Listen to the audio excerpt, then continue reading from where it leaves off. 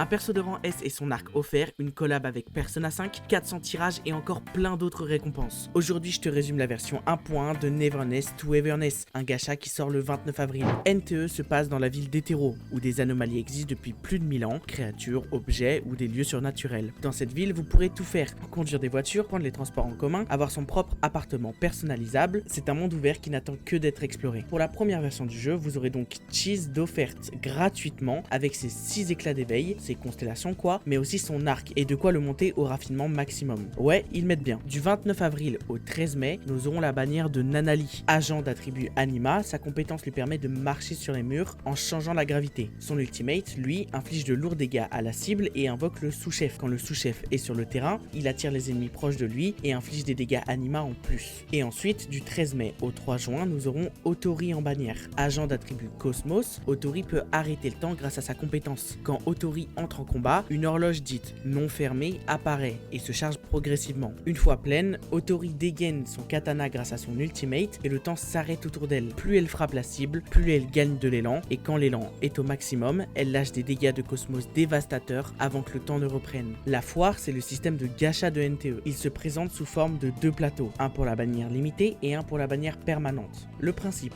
tu lances un dé et tu te déplaces sur plateau pour récupérer la récompense de la case sur laquelle tu tombes. Ce qui est important à savoir ici, il n'y a pas de 50-50. Le perso mis en avant est garanti. Si tu atteins 70 poules sans avoir obtenu un rang S, le taux commence à monter progressivement jusqu'à 90 poules où le personnage est là quoi qu'il arrive. La bonne nouvelle, c'est que la pitié se transfère d'une bannière limitée à l'autre. Et pour les armes, appelées arc ici, ça se passe sur une autre bannière. Un arc de rang S est garanti à 60 poules et l'arc limité spécifique à la bannière en cours est garanti à 80 poules et la pitié se sauvegarde aussi entre les bannières. Pour le lancement, NTE est plutôt généreux. D'abord, les codes promo à entrer dès maintenant, ils sont valables jusqu'au 13 mai. Grâce aux objectifs de préinscription atteints, vous récupérez au lancement le personnage Aniel, un glider et aussi 20 poules standard dans votre boîte mail in-game. Sur la bannière standard justement, les 5 premiers tirages x10 sont à moins 20% et une fois ces 50 poules effectuées, vous pouvez choisir librement un personnage de la bannière standard sans que ça ne reset votre pity. En ouvrant votre boîte mail au lancement du jeu, vous aurez 10 poules limitées et 10 poules standards supplémentaires offerts. Et côté événement, il y a un événement de connexion jusqu'au 3 juin. Chaque jour de connexion offre un pool limité avec 2 jours spéciaux. Le jour 3 qui vous donne le personnage de rang A Aurelia et le jour 10 un arc de rang S. En cumulant tout ça et sur la durée de la version, on arrive à 169 poules standards, 32 poules limitées, 105 triclés qui vous permettent de faire des poules sur la bannière d'armes et ensuite 28 565 annulites, les espèces de primogèmes du jeu.